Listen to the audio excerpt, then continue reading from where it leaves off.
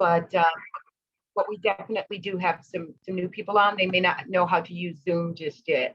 Okay, no problem, no problem. Or in our chat window, I definitely give you. It's me, Rosie. Who's that? It's Renee. Galaxy 10. It's Renee. Oh, okay, hon. Thank you. Okay, and also in our chat window, I do have the names and the email addresses to our coaches, as well as Sabor as well as our website. So, so definitely welcome all you new people. We definitely appreciate you guys coming, and we hope this information that we're going to share with you is something that you guys can definitely stick and actually utilize and decide to join the program with us. So opening up this week, is there anybody have any good news that they want to share? Any accomplishments or anything that that happened throughout the week that you'd like to share with the group? Any kind of testimonies?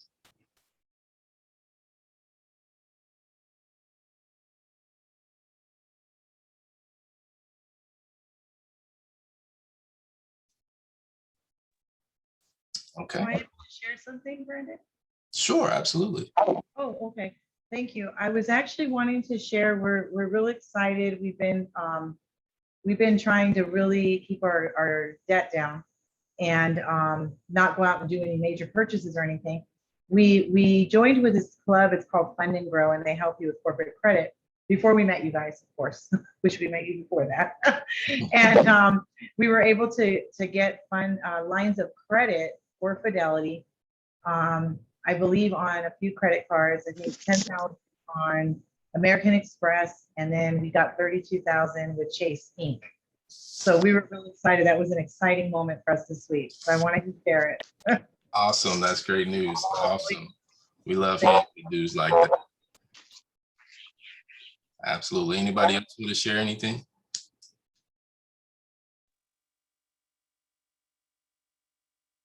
Well, okay, I'm going to move forward. So I actually got a weekly quote that I thought was very interesting. I definitely wanted to share with everyone. An investment in knowledge pays the best interest, and it was by Benjamin Franklin. So we'll kind of let that stick a little bit. That's a pretty good quote that I thought would be definitely good to share with the team and everybody on the call. So one of the things that we definitely do with our program, we have our declaration, and we definitely say it all the time, but I actually put it on the screen so you guys can actually see it. So if you guys can unmute yourself and repeat after me. This is my life. This is my life. My life. I declare today my mindset has changed. I declare today my Mindset has changed. I am clear about my path.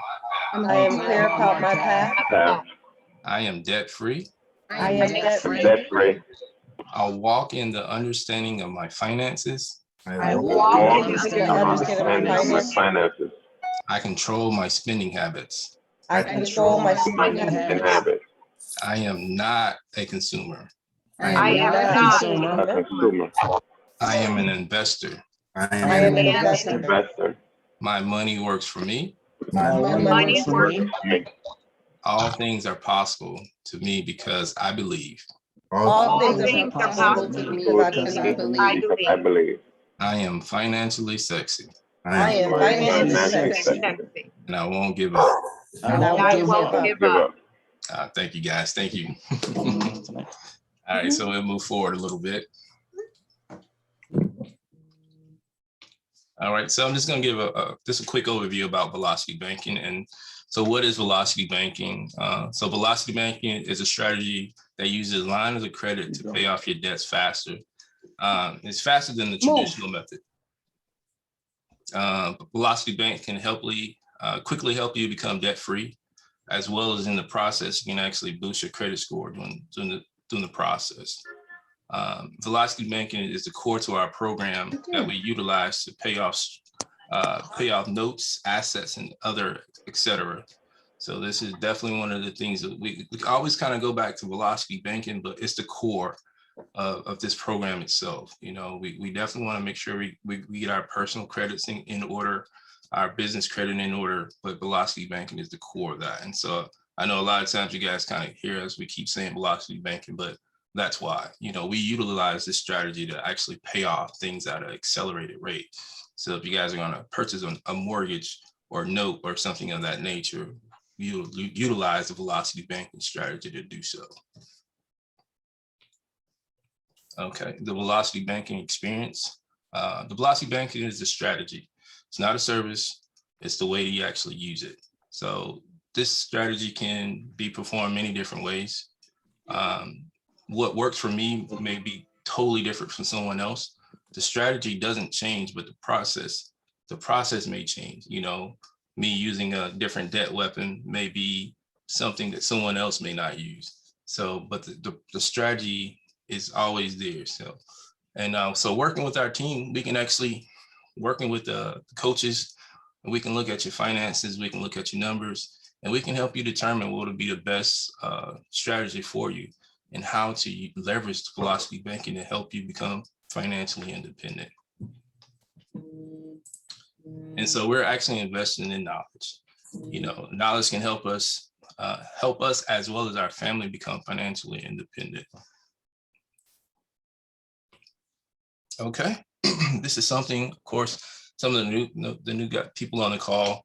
We're going to meet our debt weapon coaches. We're first going to start off with Rosie. Rosie, could you raise your hand? Okay, so we got Rosie, and our second coach we have on the call is Renee. Renee, I think you're just on the call, right? You're not on the video, are you? I am on the call, but I'm just not on video, but I am here. Gotcha. We got a lovely picture of you up here, so we can definitely see you. Thank you. Awesome. And we have myself, Brandon, of course. Okay, so we're gonna go to the man of the hour, Sabor Al-Demary. So we're gonna give a little brief background of Al. He's a husband, a father, a brother, and definitely a mentor to many.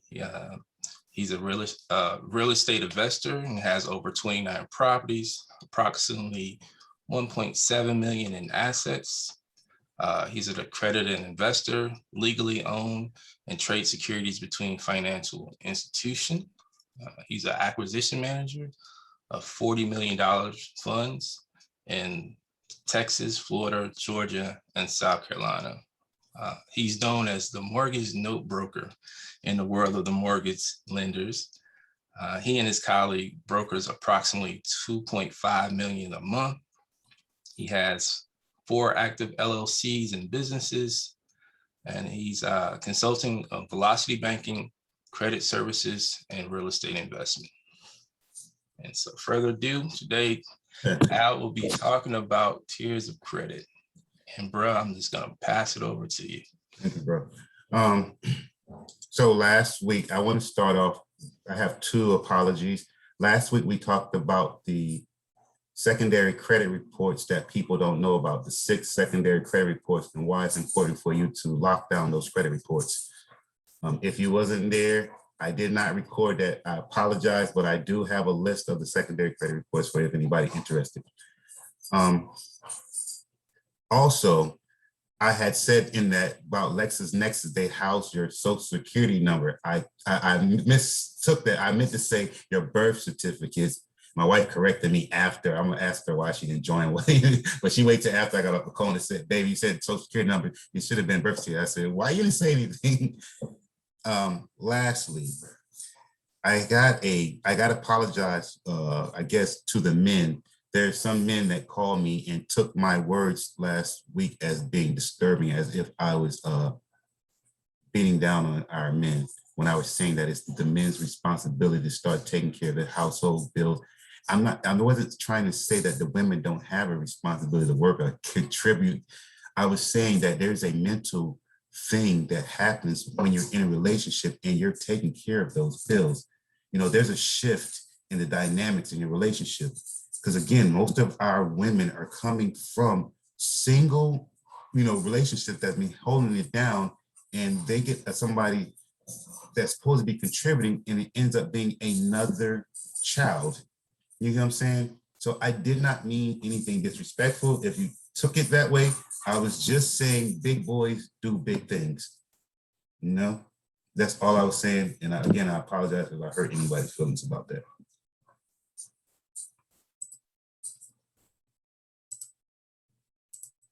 All right, so again, this course, if anybody's new, my name is Sabor. What I will teach you in this course, what my coach is going to teach you in this course, we're going to teach you how to level up your credit. Most time, we were taught that credit was bad. You know, as we were growing up, everybody said stay away from credit. Most people stayed away from credit so bad they actually made their credit bad. Like literally, collection, don't even look at it for years. Now I tell you, I can promise you, everybody in my velocity banking, my coaches, they probably check their credit score about 4 or 5 times a day. So what we're trying to teach you is how to build your credit, personal and business credit. It is important to do this. Okay, if you're coming on, can you please make sure you mute yourself? Because they get an echo and the group can't hear, but I apologize. So there is an importance to why we tell you to build your credit, and we step in to help you with your credit. We don't tell you just to do it on your own. We literally take your hand. Our coaches will create your credit repair letters. Our coaches will do bi-weekly calls for you and follow up with you. And we have what is called a velocity banking worksheet. We will give you in that velocity banking worksheet, we will get all your details. Those details is going to be what we need for you to find out what tools best work for you. Meaning tool, when we say velocity banking and debt weapon, the debt weapon is what we call your tool. Your tool is going to be either a credit card, a line of credit, personal line of credit, BLOC, which is a banking line of credit, or a HELOC, a home equity line of credit. You're going to utilize these tools to pay off your debt at accelerated rate in our program. Most people, if you have an outstanding loan, normally of $10,000, what we teach you in this program, you will have that $10,000 paid off in 2 to 3 months. Make sense? Now, why do we do that? We want to make sure you increase your monthly cash flow. When you increase your monthly cash flow, you build your credit. Now you have a way to invest. Okay. Now, let's see here. Let's see if I can get this over here. So once I teach you how to leverage your credit, now what you're going to do is use that credit to buy a performing asset. That performing asset is going to be in the form of real estate. You're going to buy an asset where it's going to generate you generational wealth. You're going to be able to buy a property. Most properties in my area that I buy in the southeastern region are going to run around $50,000 to $100,000. Okay. Most banks are going to require you to put 20% down or 25% down on investment property. Okay. Most of our dreams and goals were always stopped because we did not have the financing. I'm pretty sure all of y'all had an ideal or a business ideal or something before, and you was like, man, I already do this, but you just didn't have the financing. This course is teaching you how to have the financing, okay? So what I do is, once we teach you the course, once I teach you the course, and once we teach you the course, what you're gonna do is start leveraging that credit again. So now you have a good credit. Now I can get pre-approved from the bank for a mortgage, an investment mortgage, right? But I also have to put 25% down payment. I don't have 25% down. Most people say what they're going to start doing is looking for a hard money lender, which the hard money lender is more likely doing what I'm going to show you how to do, or they're going to be looking for an angel investor. But angel investors do not take new startup businesses. Makes sense? So what I'm telling you is, you already have what your tools that you need to create your own financial wealth sitting in your wallet and your purses, okay? So once you level your credit up, one thing you're going to start doing is we're going to start getting you high limit credit cards. Most of my team have to have $120,000 in equity in credit. I use credit cards. The reason why I use credit cards is I get cash back rewards. Some people on my team, they use HELOCs. Again, whatever tool works best for you is going to be your tool. I love credit card. So my lesson tonight is about the tiers of credit and credit cards, okay? So Now, I have investment property. I buy for $50,000. Okay. I'm going to pull my calculator out because everybody's going to tell you I'm a numbers guy. I want everybody to follow along with me. So I buy a property for $50,000. The bank requires me to put down 25%. That is going to be 12.5. Now, most people will again try to find a hard money lender or something like that. Now, I have a mortgage, but here is where I'm telling you, you're going to get financially sexy at. So 12.5. What I'm going to do, and I think somebody right now is trying to liquidate one of their cards and they're having a hard time. So, and it's this card. I'm not going to say the person's name, but follow through, okay? So what I'm going to do, I have available credit of $26,000 on here. I only need 12.5, right? So all I'm going to do is go to my card under card services and do a balance transfer. On this balance transfer, I am going to choose one of these options. Okay, you can do the 0 or you can do the interest rate up front. When I do this balance transfer, I'm going to do this balance transfer to my checking account. So if I selected this, for example, this offer, it's going to move this over to my checking. It's going to ask me, do I want to pay a card off or another debt? Or it's going to ask me, do I want to transfer my checking? Now I have my down payment for my investment property. Now my investment property is generating me a cash flow of $1,000. My payment back to them of 12.5 is only going to be $100. So I'm cash flowing at $900 after I pay back my line of credit. But again, in our program, we're going to show you how to pay off that debt at accelerated rate, okay?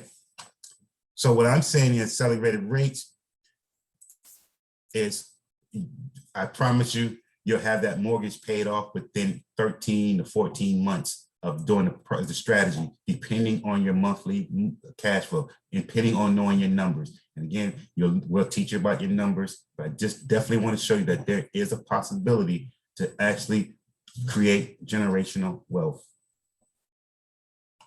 Okay. So again, tonight I want to talk about real fast the tiers of credit. So the reason why I want to talk about the tiers of credit, because I have some people that call me and saying, hey, I'm stuck. I paid off my debt. I moved all my bills over, like you said, to my line of credit, and my credit is not moving. Okay. There is a reason why that is. Either it's going to be a profile is not updated. And when I'm saying profile is we know the people in my program, what I mean by the profile is not updated, or you haven't locked down some things that we tell you to lock down, okay? But also there's what is called tiers. And those tiers are what's stopping most people. Now, most of our people I'm going to say have a low limit card, no more than $5,000. Most people, their credit may be good, but the card limit is mostly about $5,000. So that puts you in a category, okay? And you want to break out of that category, which comes back to the tiers, okay? So most people, they start or restart either in tier 1 or tier 2.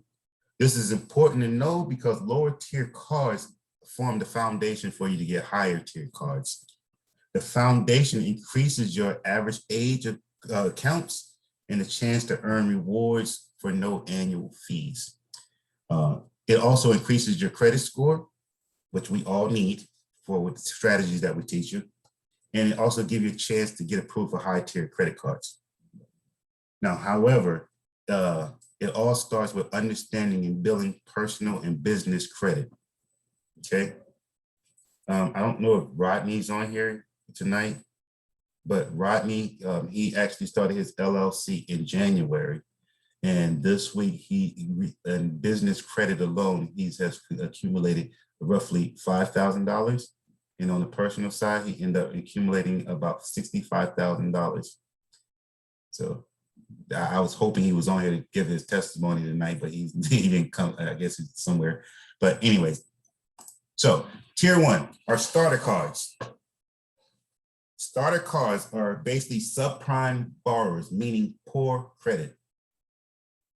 Why does that matter to you? Because a subprime borrower is going to pay high interest rates. High interest rates on credit cards, high interest rates on loans, mortgages, any type of loan that you go for, amortize, you're going to have a high interest rate. Most times, they're either going to have to go to a buy here, pay here dealership or a Capital One type of lending. I mean, I'm sorry, credit CarMax type of lending, because their credit is bad. You know, they give you probably like 12 different lenders. They pull your report and they give you out lenders, okay? So these are secured cards, balance transfer cards, starter cards, meaning like student loan cards. So they give cards for students. Most cards here do not offer rewards, and they have an annual fee. Most of their annual fees, especially Credit One, they charge you monthly for it, even if you don't use the card. So they charge you a fee. Plus sign-up bonuses, monetary incentives in this tier, you very never gonna find, okay? Most times when we move over to our next tiers are where you're gonna start getting your bonus and stuff like that.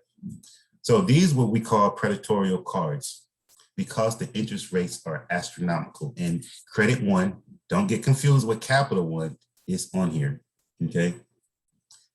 Credit One came out of the gate, from nowhere, and people was confusing them because their logo looked similar to Capital One, and they didn't realize they were getting into predatory cards, and couldn't get out of them because they were paying an annual fee. Okay, so again, some of the personal starter cards are going to be the Capital One Platinum, the Chase Slate, the Simplicity, the Discover It secured card, and basically any kind of secured card is going to put you in the tier one. For the business side, it's going to be the Bank of America, Platinum Plus, MasterCard, and then the Wells Fargo, get any kind of business secured card. Okay. Everybody got that? We good? Okay. Raheem, you good, bro? All right. All right, so our next one is going to be our tier two. These most of the times, once we level up our game, we get these cards because they have no annual fee, but they give us rewards. I'm going to talk about that later because sometimes it's better to pay the annual fee, especially if you want to get in real estate investing, okay? So on this one, this is called subprime. It still means you're at risk, but there's rewards that come because rewards start coming to commonplace for using your cards. What I want you to become is get those rewards, okay? And become what they call a deadbeat. Like they have a deadbeat dad that don't do anything. You're going to be a deadbeat borrower that don't pay interest to the banks. You're just going to leverage their money, right? But you're not going to pay interest to them, okay? So a lot of these cards, when you first get them, come with the introductory rate, the term, like a 0, a 12, 8, 12, 12 months, 0 interest, 18 months, 0 interest, So all you're going to do, I'm teaching you how to get the bag. You're going to take that money, liquidate that credit card, buy your performing asset. That performing asset you'll have paid off before your 12 to 18 months is over. Now you rinse and repeat, buy your another asset, continuously do that till you get to your set number. My number for you, I want 30. So again, my number, I always have high goals, okay? So the credit score in this tier is going to be, I'm sorry, I didn't give the credit scores in that one. This tier is going to be 300 to 579 in the subprime, and the subprime is going to be 600 to 649, okay? Again, this is fair, but they categorize you as high risk, but they do start giving you cash back rewards, and points and miles can be earned too.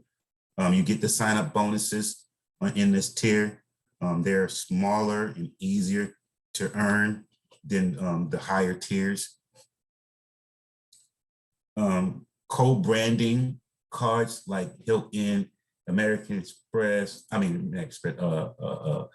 Lowe's, all those co-branding cards come with different perks too, okay?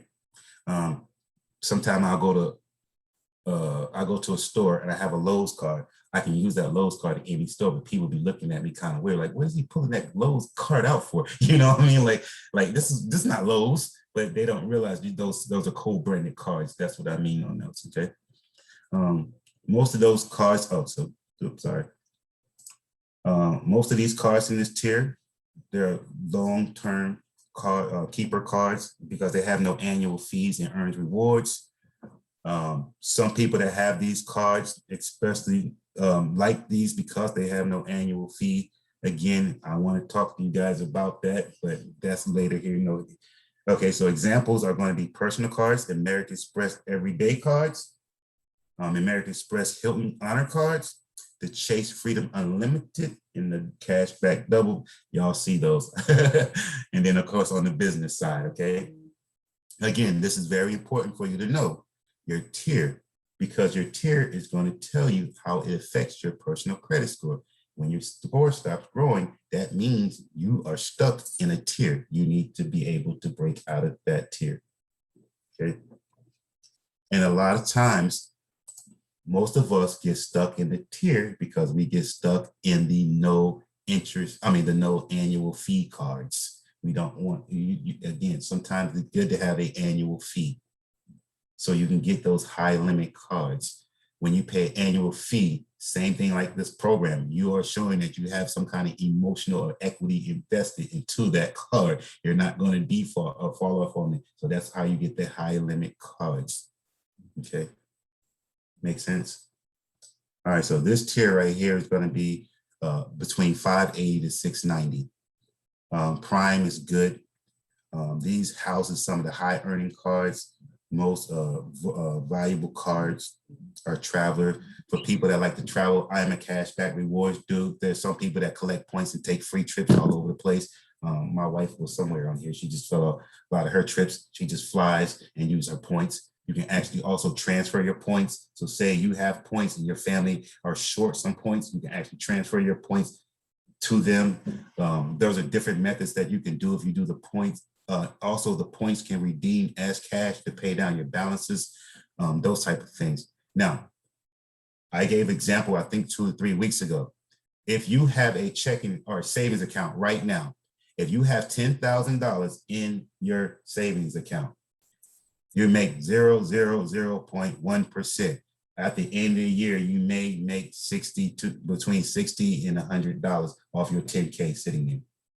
With the cashback rewards and the method that we teach you, we're teaching you how to move all your debt over to one of your credit cards, meaning all the bills that you would normally pay in your credit card that gives you nothing, you're going to have to pay them anyway. Now you're moving them to your cash reward credit card. Now you're getting money back every month for the same bills that you were never getting money for before, okay? So a lot of times people end up getting throughout the year between $3,000 and $5,000 back, way more than you ever got in a savings, okay? And that's just making a simple change. Just making a simple change to some of the strategies. One of the biggest things that we try to teach you, and it's a must that you learn and break away from. Most of us were taught that credit was bad. So we'll come into this strategy, into this group, and with enthusiasm, but it can't break away from the old habit of thinking that credit is bad.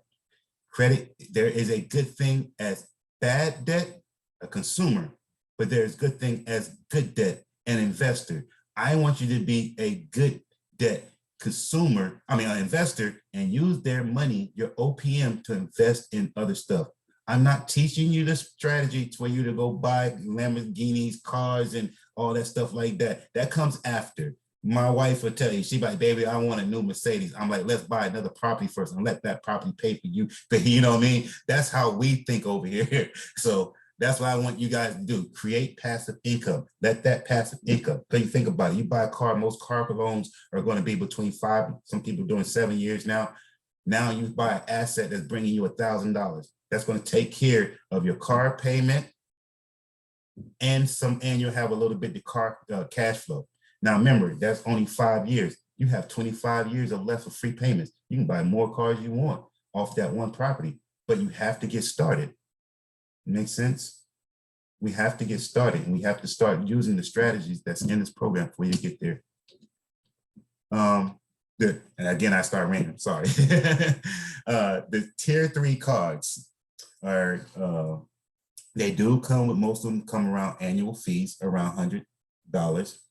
However, these cards are going to give you higher limits. So in this tier 2, most of your cards are going to max out between 15 to 25K. On a tier 3 card, they normally start out at 25K. Anybody on here that has Navy Federal, if you have a Navy Federal card, most of the Navy Federal cards, if you do the annual one, going to start out at 25K. If you look, you can get up to $100,000 on that credit card. Okay. So in our program, we teach you how to continuously get credit line increases so you were able to use the bank's money to leverage that. Okay. So why is that important that we have so much credit? Why is that important that we teach you to have over $120,000 in credit? Okay. Why is it that important that we teach you how to get these high tier cards? It is important because the more credit that you have, the more OPM that you have to leverage, the more other people money that you have to leverage. This is a game of leverage. This is the power of leverage. Okay. I want you guys to learn how to leverage. Now, this tier 3 card is what I call the sweet spot for business cards, because business owners get both the perks and they also structure, they have a modest annual fee for the business cards. But there are very few business cards that reside in the higher tiers, meaning the last 2 tiers that I'm going to show you. Okay. And these cards here are examples down here again. And again, let's talk about the co-branding cards, which is mostly like the Hiltons and the stuff like that. Like with my wife, she has the American Airline and the Hilton. They give her automatic Hilton honors, but American Airlines, that's them when they have those hubs, they let her use those lounges and stuff like that. So you get those are the perks they're talking about on this on this tier card, where most people are locked out at. You know what I mean? It's basically like an invitation card, or invitation to certain things. And again, these cards are down here are going to be the American Express Green, the American Express Hilton Surplus, the Capital One Venture. Again, you see those down here. And I'll give you a few moments if you're writing these down.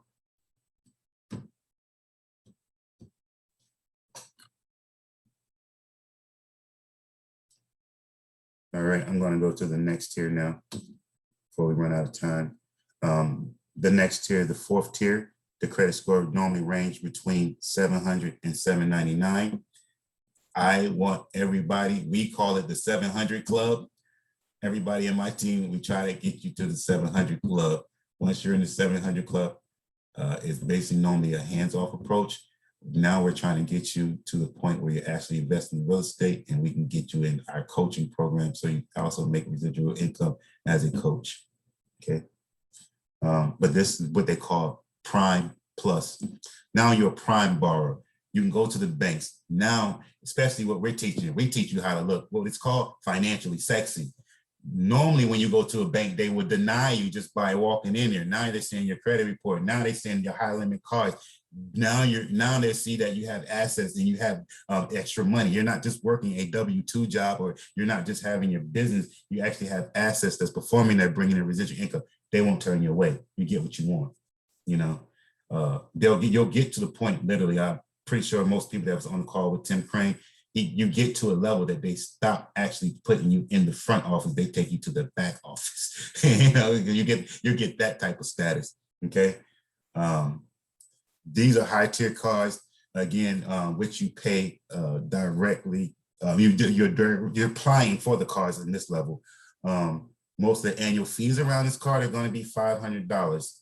Again, you're not paying a $500 up front. The $500 every year is added to the card, and you're going to be paying off that $500 when you make your payments. If you're doing our velocity banking strategy, that $500 you wiped out on your first payment of that year or when that billing cycle is not a problem the way we teach you.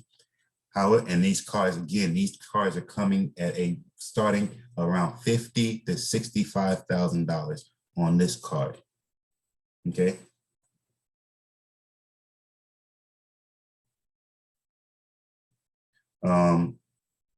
On this card, it's great again for travelers and people that take vacations because you can get points and stuff like that. My oldest daughter is having a vow renewal in Costa Rica. That trip, our flight is paid by this tier card, so we don't have any money to pay out of pocket. We did have to put the insurance on the flight just in case something happened, but that was only like $99 out of everything, out of all 4 people. Okay, so I just put this in here just so everybody can see. Issuers like Chase and American Express are starting to change the perks. I think Eric had some issues with American Express this week. Chase also stopped allowing people to do balance transfer with this tier card. So there have been a little bit more restrictions. If you're going to get this tier card, make sure you look up the perks before you get them to make sure they're still active, please. Okay, again, I don't want you to take any of our words, do the research, be a numbers person, okay? Now, these cards, again, good for travel. Now, the last tip before I start talking about why this is important for you, looking at the time, make sure nobody get mad at me. These are invitation cards. Most of us would never get to that status. I wouldn't even want this card. These are black cards, Centera cards. These are like really high people limit like cards. But however, these are what they call super prime borrowers, $1 million borrowers. Anybody know JP Morgan? If you are a JP Morgan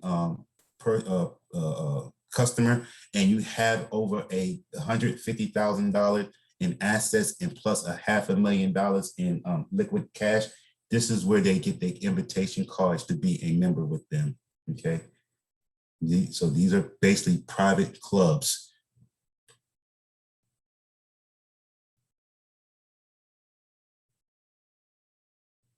Now, again, this one has an annual fee of $5,000 and an introductory fee of $10,000.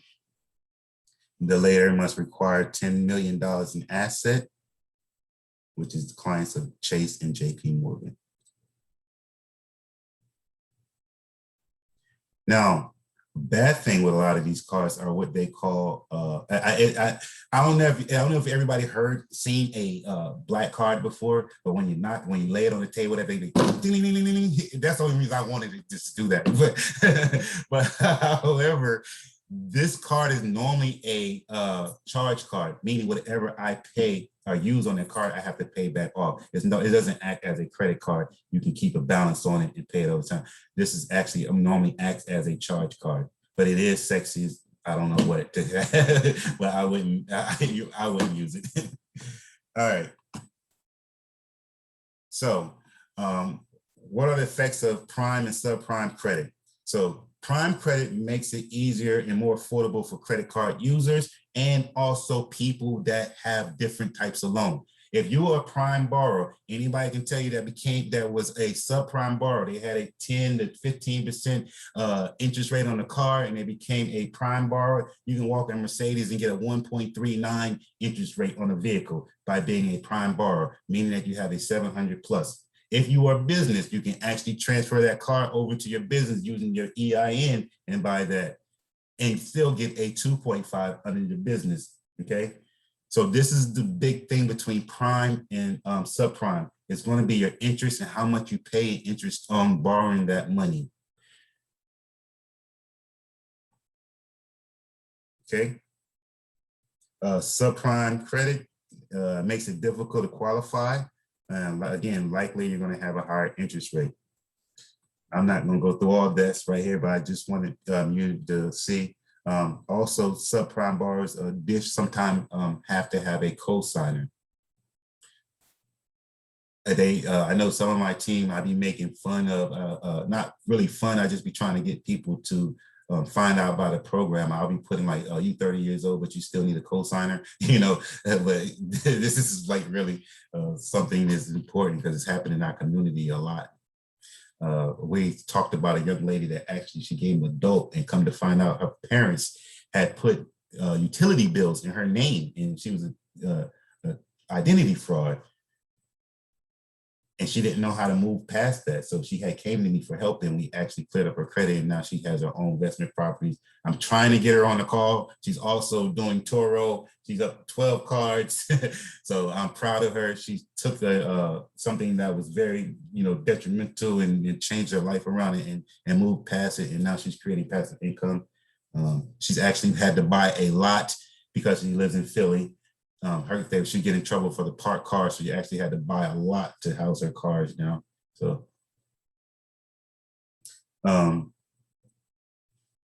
again, that's basically saying that you have to sometimes get a cosigner and things like that. Again, it's important that you know your tiers, especially as you're trying to grow a business. I know we have a lot of business owners on here. It is important that you learn your tiers. Your lower tiers, the lower your score, the higher you pay in interest. The higher your score, the lower you pay in interest. Also, if you have a low score, it's going to be hard for you to do the strategy because it's going to be hard for you to get balance transfer, credit cards, or convenience checks. You can get a convenience check and write it out at closing. A lot of times I can either do a balance transfer or I can take a convenience check at closing and use that as my down payment for a property.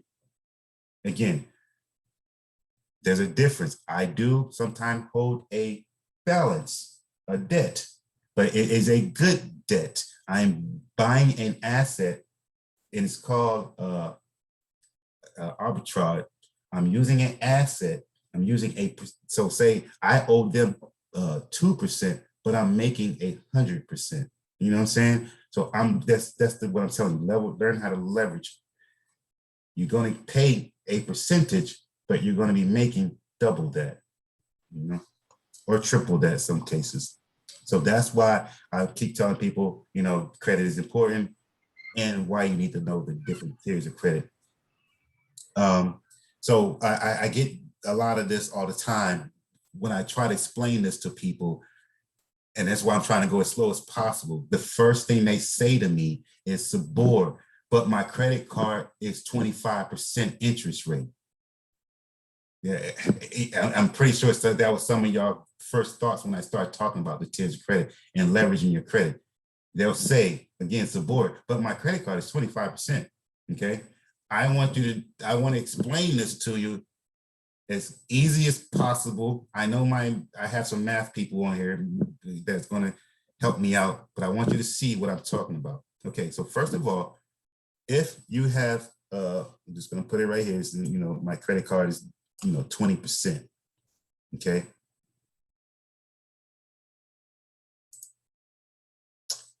If you have a credit card or a line of credit, something that's revolving, we want you in this program to have something that's revolving, not a amortized loan, such as a student loan, a mortgage, a car loan, or a personal loan. Anything that says loan, we don't want you to do that. We call it the devil. However, as you become the investor, we call it the good devil because now they're paying you principal and interest. You're switching the game. Instead of owning the bank, you're actually becoming the bank. Okay. So again, amortized loan, most people are going to say, if I say to you right now, hey, would you rather take a 5% or a 25%? Most people are going to jump on the lower, the 5%, right? However, the 5% in this situation on an amortized loan is going to cost you more in the long run, okay? And credit card or line of credit is what we call simple interest, okay? Now, what simple interest means, basically, if I come to you and borrow $10 and you say, hey, Sabor, you owe me 10% back, $10, that means I owe you 110 back. That's simple interest. There's no additional cost unless you know, you say there's no additional cost to borrowing the money from you. It's that, okay? What a lot of people mix up also when they see their credit card and say my credit card interest rate is 25%. What is this? That is not 25% of the monthly balance.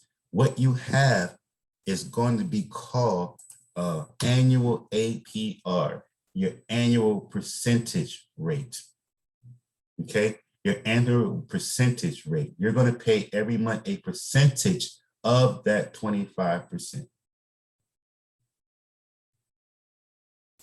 Why is this important? Because a lot of times you want to know how much you're going to pay in interest. People freak out. They think that they're being charged or robbed with their credit card. Again, we're teaching you how to make pay off, not payments.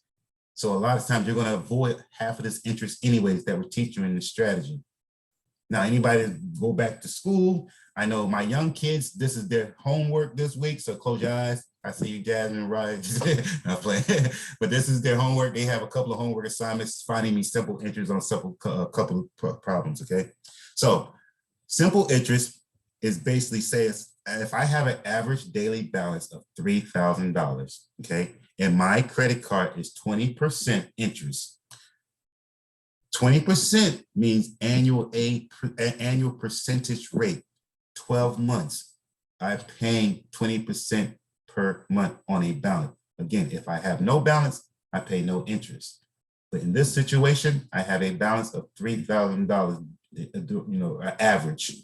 Okay, my average meaning that at the beginning of the month for the first 15 days, I had 5,000. Then I paid 2,000. Then I have a remaining balance of 3,000. They give me a roughly average of 3,000 daily. You know, whatever you'll know how to break it down. Okay, so my percentage is going to be finding my interest. I convert my principal, how much I have out there, and then I multiply it by my interest rate. Okay. Now I divide it by my term meaning years. You want to use months. I am going to pay $50 for borrowing $3,000 a month. Okay. Now, again, if you're in that program, more than likely you're not even going to pay that interest. But again, borrowing $50 and I'm making $1,000 is nothing. You know what I'm saying? So that's what I want you to understand. When you say Suburban, my interest rate is 25%. Again, paying $50 and I'm making $1,000 doesn't make sense in your argument to me, even if you were making payment, if you wasn't doing the strategy of making payoffs. You know what I'm saying? And I just pull up a simple interest rate calculator for anybody that want to doubt my numbers, because again, I'm a numbers guy. So they go a little bit long ways. I'm going to tell you how to do it the easy way. You just think of your average balance, multiply that by your interest rate, and then divide that by the year. That's going to give you how much you're going to pay that month in interest. So multiply, divide, multiply, divide, multiply, divide. Okay.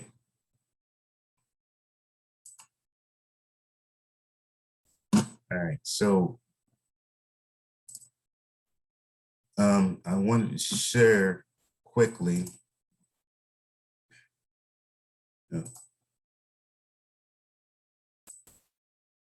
Move this off screen for y'all when we see all my work. I wanted to share quickly because somebody had asked me again to show how we pay off our debts fast. Is my chat up here? Somebody asked me last week, said I didn't show them an example how we pay off our debt fast, and they felt that it would be very visual for somebody that's new to see what we're talking about. Okay. So again, I'm going to start doing this at the end of every class for you guys, where y'all won't be yelling at me saying, you know, blah, blah, blah, I'm not showing. So when I learned this strategy, when I learned this, they didn't have a name for it. I was doing this just because I wanted to create passive income for my family. I'm like, there's no way. There has to be a better way. I'm watching these 25-year-old kids driving Lamborghinis, staying in $1 million condo. I was doing private security, and I was basically securing these kids. I'm like, dude, what are y'all doing? You know, a lot of times in our heads, we think they're spoiled or we're giving something. when I learned what they were doing, especially on the real estate side, it really clicked. It changed my game because I was already in real estate, as most of you guys probably already is. I was in real estate or doing some form of real estate. At that time, I was doing the brick and mortar stuff, you know, buying a property, renting it out, and blah, blah, blah. And it wasn't until I started collecting, doing, you know, putting my strategy, what I learned here with what we do on the back end of what we teach you how to do seller financing your property, taking a bank approach, a hands-off approach. Okay. So going back to our strategy earlier, I'm going to say we had a mortgage that we took out for 50. I owe the bank 37. Okay, because got caught. I owe the bank 37.5. Okay. Now, remember, I have to pay back the $12.50 that I borrowed off the card. Somebody give me a cash flow. Sabo, are you putting the numbers in because nothing It's changed not here? moving. Yeah, 13,000 is still there. yeah, I'm not putting nothing in yet. I need a cash flow number. Somebody give me 800. 800. 800. Got you. Whoa. That's low. Somebody said that's low. All right. So, all right. All right. Somebody. But I think it may be, I think it could be someone's situation. So let's. Okay, let's do it. Okay, so 800. So I took 800 is my cash flow. How do we get our cash flow? We have to know our numbers. You're going to add up all your monthly expenses plus your income that you have come in. Your income minus your expenses make your net cash flow, guys. The income minus your expenses make your net cash flow. So what we're going to do in this situation, we're going to move all our debt over to our line of credit, and that's going to give us extra money that we can use towards our debt. Also, what we're going to, and y'all got to forgive me for dressing up tonight. I had a deposition today.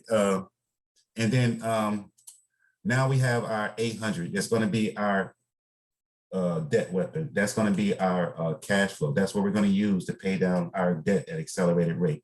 Okay, so all of our debt now is on our line of credit. So anytime I make a payment, it's automatically satisfied. Why I do that? What we're going to do is when we move all our debt over to our line of credit, we're going to what we call paycheck park. When I get paid, my line of credit now becomes my new checking account.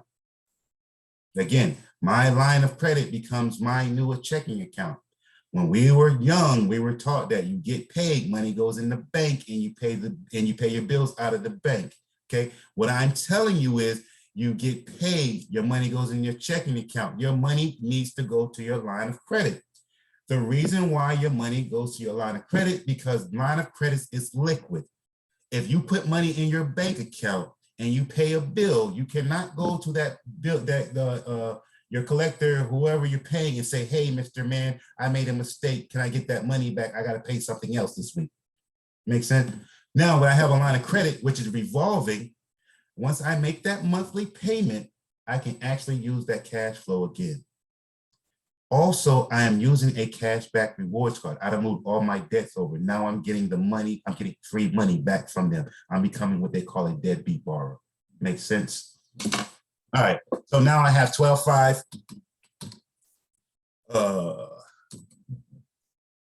I'm not gonna put an interest rate here. I'm not gonna put I'll probably just put a 3 here. I'm just gonna do a 5-year term, basically just to get a monthly payment for us. But anyway, so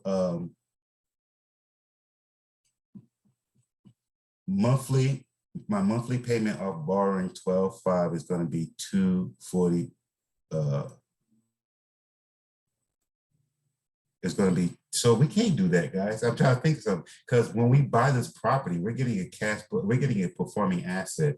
So it's going to actually increase our cash flow. So we'll actually probably have 18, whatever, but I'll still use the 800. So say now I have 800 cash flow, meaning that's after my monthly expenses. And that's how much I have left over in my household. I'm going to drop all my cash flow onto my line of credit. I took off of 12.5. I'm dropping 800 on top of, sorry, I'm dropping, put this at 5, something like that. All right, so I'm going to drop the 800 here. And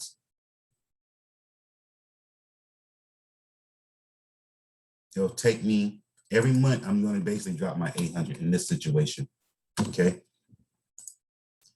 This is just paying back this line of credit that we borrowed. So and the 12.5 basically, we're going to drop that. Remember, I'm paying it back to my line of credit. So this cash flow is always liquid. I'm not losing it. I'm just using it. I'm not losing it. I'm just using it. Okay. So once I pay this back, I'm trying to give you a quick number down to you. See how many months it's going to take us to pay this back here.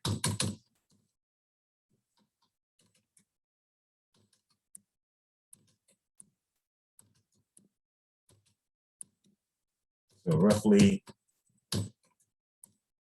14 months, 13 months, okay? But 1 year off that. But remember, I bought a performing asset that's giving me $1,000.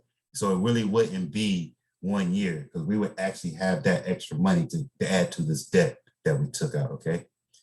So now I owe 37.5 because I have a mortgage still, remember? I took out, bought property for 50. I took off a down payment using OPM. None of my money. I used somebody else's money, but I also took a loan out from the bank, investment loan. So the bank is going to charge me, I think the average right now is 3.5% for a mortgage if you have good credit. The start date, which is basically we don't care, but our term is going to be, we're going to take the highest term, meaning 30, because we want to have the lowest payment so we can leverage the rest of that money for other assets, okay? Some people like want to pay it off in 5 to 10 years. I'm telling you, don't do that. Take the highest term, 30 years, and that way you can use that cash flow to create you other passive income. However, we will teach you how to pay this 30 years off in 7 years, okay? Or less. All right, so. Say we're on the extra payment line 9. Yeah, that's it right 80. Yeah, sorry. I just saw that. Sorry, guys. All right, so if I just use this cash flow strategy, again, the number strategy, we'll see that it'll take us approximately, I'm just gonna put them down here. It'll actually take us 35 months to pay off this one mortgage using this strategy. Paste that way. I'm gonna watch that. Oh, all right, let's do it this way. Well,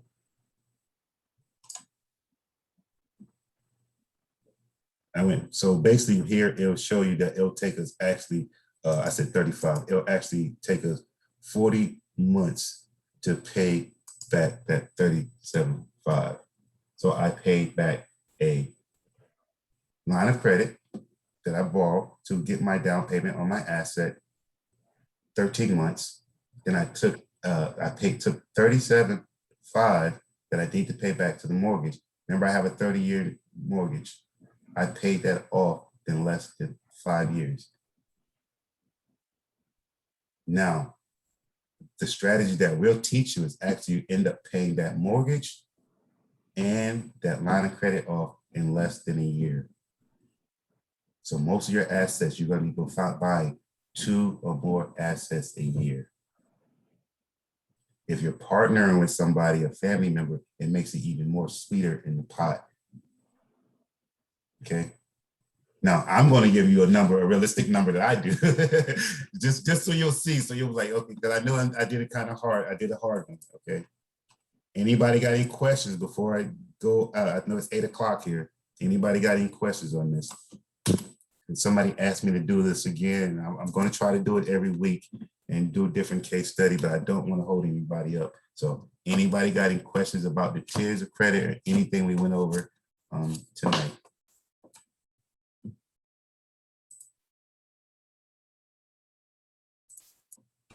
Okay.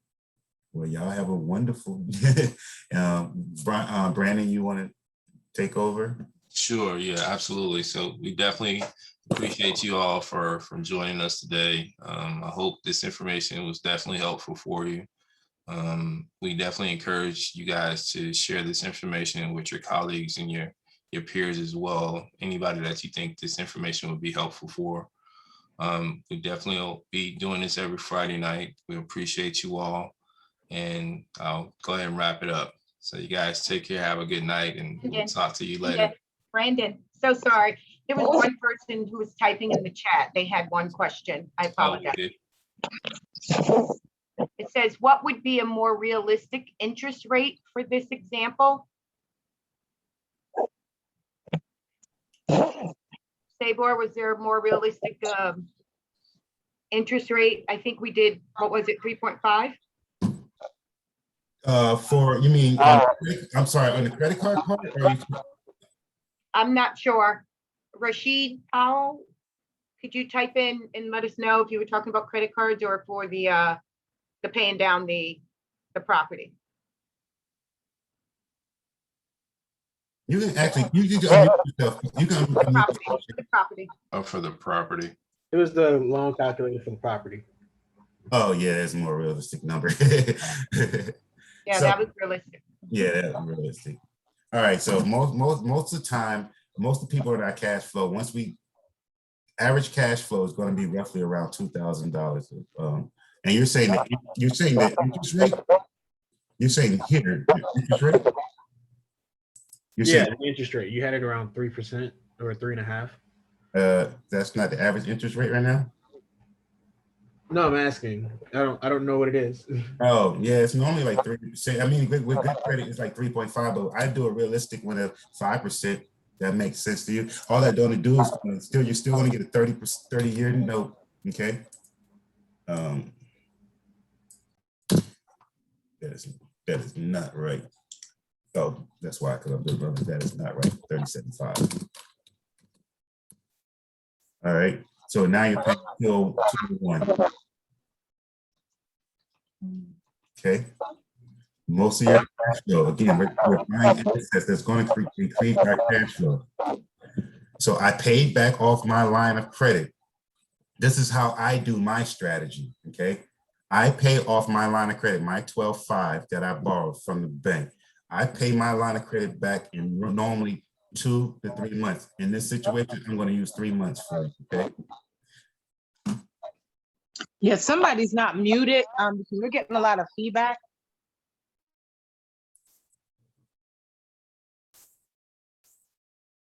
All right, so 12.5, I'm going to divide that by my monthly cash flow, say of $4,000. Okay, that's going to take me, I'm sorry, I wanted to show you how to pay off. So it takes me 3 months to pay back the 12.5. Okay, it's 3.5, 3.5 months. So what I'm just going to round it off to 3. So I'll take a lump sum of money off of my credit card. Okay, now remember, my group, we have to have at least $120,000 in available credit. By credit standards, you know, if you go over 30% of your credit score, available credit, your score is going to tank. However, if you stay under 30%, your score will go up. So if I have $120,000 in available credit, I will multiply that by 30%. This gives me an annual salary or something to play with of $36,000 a year that I can borrow before my score get hit. Okay. Now off that 36, remember I owe 37. I'm going to be conservative for our group. I'm going to take 12. Matter of fact, I'm going to go a little bit higher. I'm going to take 20,000 off of that, and I'm going to drop it down on principal only. Okay, that takes my balance down to 17. I owe 20,000. My cash flow is 4,000. Okay, so what I'm going to do, I'm going to multiply the 20,000. I'm going to divide the 20,000 by 4. It's going to take me 5 months to pay that back. I'm doing it wrong for some reason. It's going to take me 5 months to pay back that. Every 5 months, I'm going to be taking 20,000. Okay, but so it take me paying this back, 20,000. I'm still making my minimum payment. Remember, I'm using my cash flow only. These are still being satisfied as my monthly expenses. I'm just using my cash flow. So 1, 2, 3, 4, 5. And I don't really have to, all I have to do is actually take probably a 16 off of that one. I'll just put 16 here. I don't have to do a 20 again. Again, 16 is going to take me to pay the 16 back.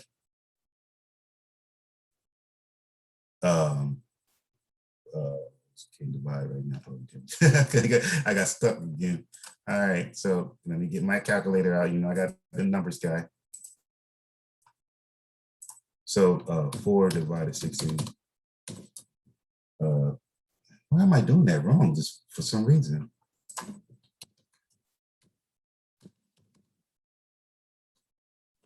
Four months anyways. It take me 4 months. It keep coming back for some reason. The opposite. I can't think the day, but it's gonna take me 4 months to pay back my 16. Okay. And if you look here on the calculator, I'm just gonna go down 4 months. 1, 2, 3, 4. I just paid off a $35,000 asset that I bought and leveraged in less than a year by using the strategies that we're trying to teach you in this program. And again, your income, every time you do this, you're going to be buying a new asset. So that means your income is going to increase, or your net cash flow is going to increase. Okay, thank you. Yes, sir. And I also have in the chat the national average for the interest rate on a 30-year mortgage is 4.75. And that number does change based on economy and everything else, but it's usually around between 3 and 5, 3 and 6% actually. So, but that number was definitely realistic. Is there any other questions, I guess, before wrapping it up?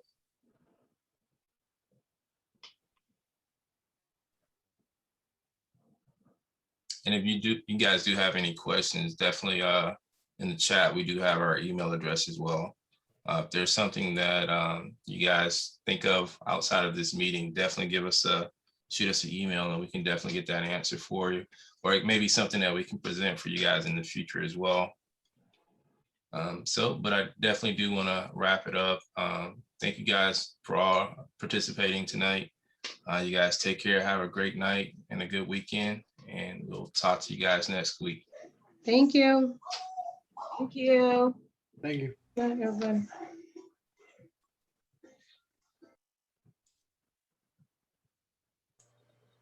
Thank you.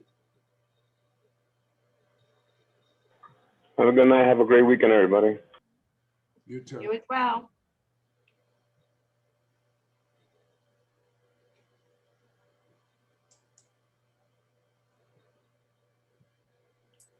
Ryan, stay on.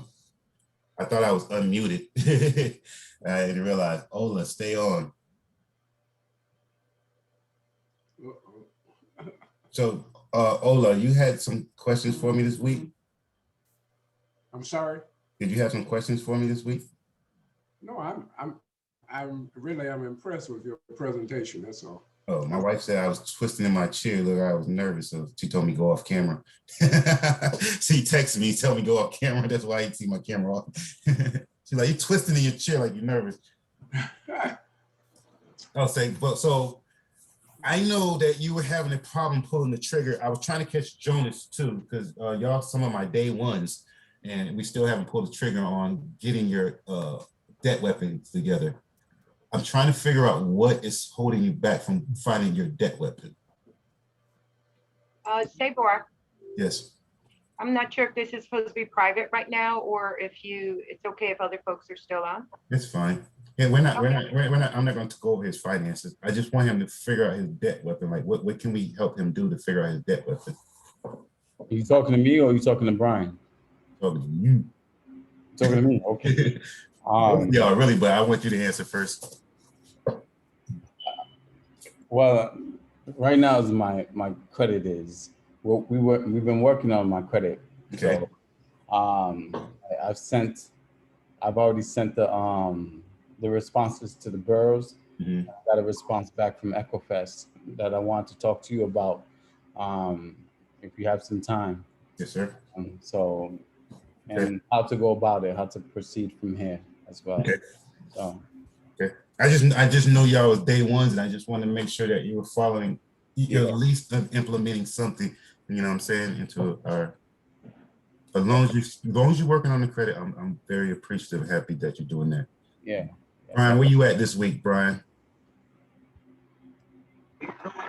Where you- I started with the wife on our journey. I'm still working on cleaning up my credit though.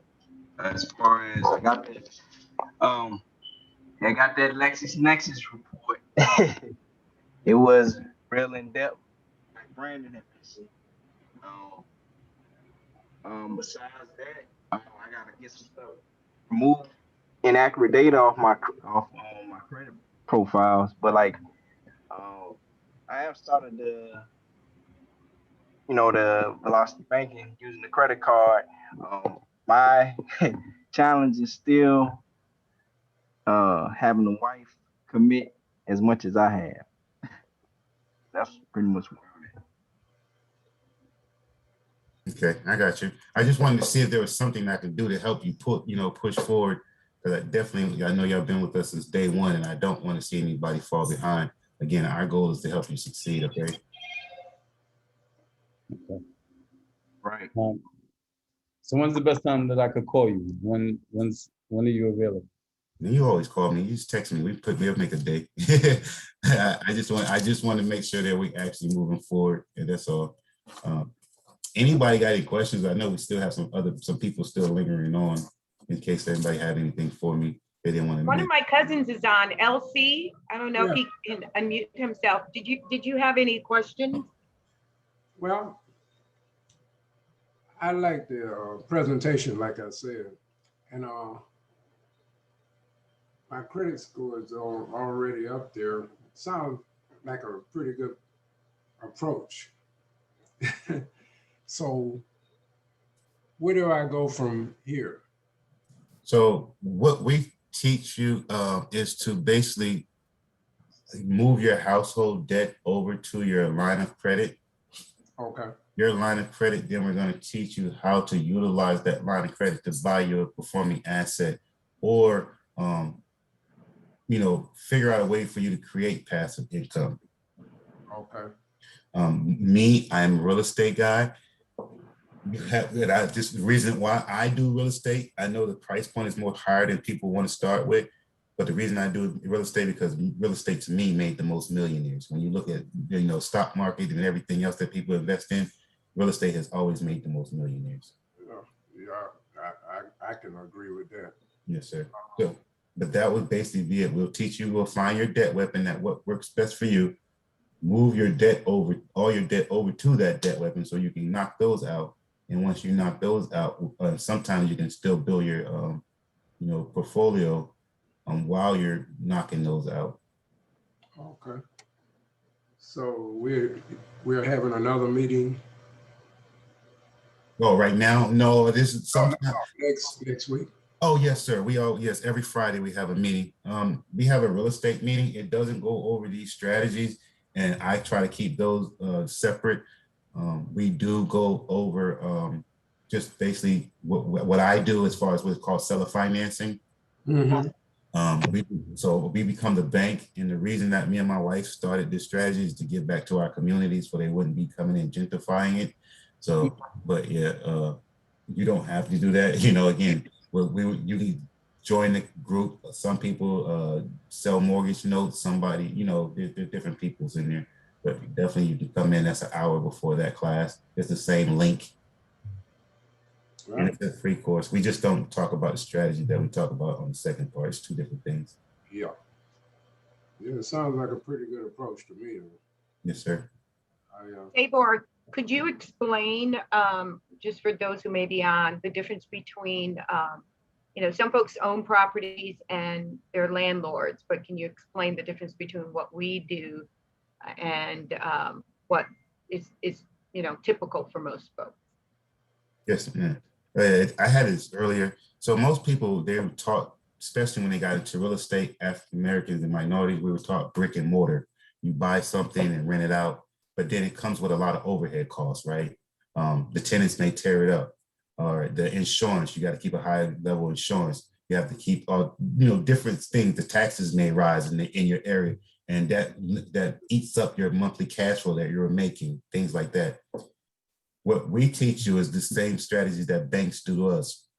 You'll give them a mortgage and you sit back. Now, most people think they own their home while they're paying it, but they don't own the home. The bank has a lien on it. Once they pay off that bank, then they really own their home. When people say free and clear title, what I'm trying to teach people is become the bank. So you'll basically self-finance their home, meaning that borrower does not have to go out and get a traditional loan. They will just give you a down payment and they'll pay you a monthly expense. With this hands-off approach, again, you are the bank. I cannot go to my bank and say, hey, I got a leaky faucet and toilet and stuff like that you would get with a rental property. I have to take care of those expenses myself. Make sense? Same thing if the person lives in the home and they default, the bank can take back the property, right? So say that person a forced appreciation or there was economic appreciation in the house, meaning the house now appraised more from what you sold it for. You're allowed as the bank to sell that house at a higher price. This secures your interest in the house. Now you're still the bank with a hands-off approach. So we're not trading brick and mortar, we're trading paper.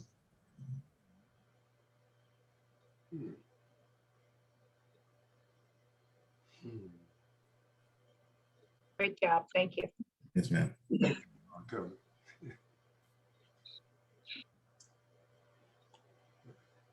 All right, I'll see you guys next Friday. Okay? All right, sir. All right, thank you. LC, I'll give you a buzz this weekend and chat with you if you have any questions. Yeah, all right, I appreciate that. Yes, sir. You're Have a welcome. wonderful, sir. Love you now. Good night. Good night.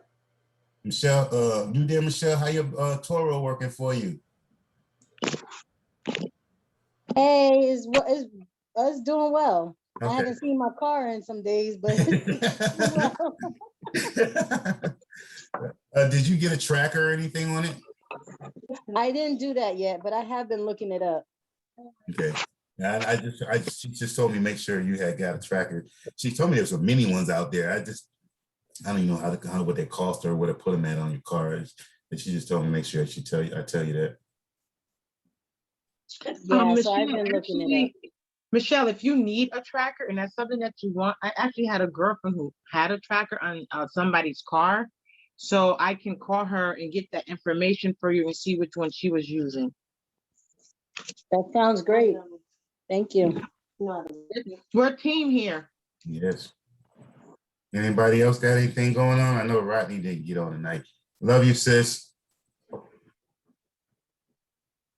Love you too. That's what everybody know. That's my sister. She's always supporting me. We miss her every call, but she's on every call. She's always supporting us. I love you.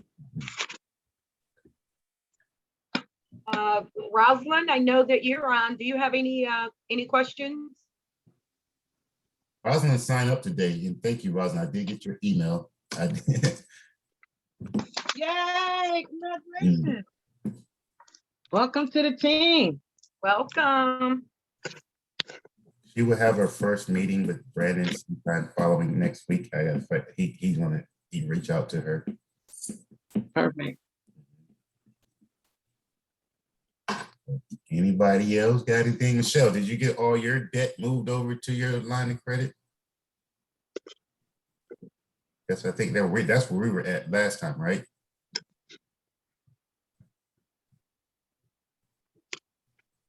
Michelle, Telly, anybody? I see both of y'all over here. They talk. You want to talk about it in the meeting? They're like, I ain't talking about that now. Oh, maybe she stepped away. Michelle? Telly, are you there? What Telly is that? That's TJ or Telly? I think it's TJ. I think. I thought TJ changed his name. But anyways, I don't want to hold anybody up. I was just talking to Ola and Brian just to see if there was something I can do to help them get started and push them forward. Okay. Okay. Are we gonna have our coach meeting, a brief one, or are we all set too? No, sure. If you want to, we need to though, because we need to talk about this property too. Yeah. Okay. All right, so we'll call you on the other. No, I'm kicking everybody out. Good night, everybody. Good night, man. I'll call you tomorrow. All right. Yeah, give me a call tomorrow, please. All right. All right. Hey, we'll talk to you tomorrow. Bro. Okay, no problem. You know, you always give me a call. All right, bro. But you actually call me tonight because I'm bored, man. My wife gone and I'm just sitting in the house. I ain't got no work to do tonight. I hit you up maybe Don't say that. Don't be careful what you ask for, say. No, he be on the phone with me all the time. He'll call me all night.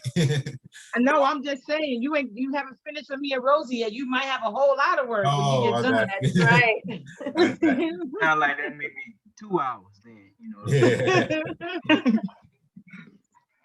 All right, y'all. Everybody Good else. night, everyone. Thank Good you. night. Everybody. Moving. Report. I'm just removing.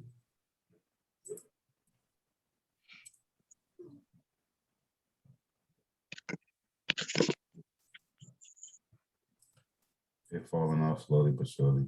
So the realtor had some people come through today. He said he may have a couple of offers for it. Nice. However, I also listed it as for sale by owners, and I also got a lot of people interested in it. So I didn't know if we still want to look at both options if he's going to get a full payout offer. Well, go ahead, Rosie. You go first. No. I was sending a text to someone that was on tonight. Go ahead, hon.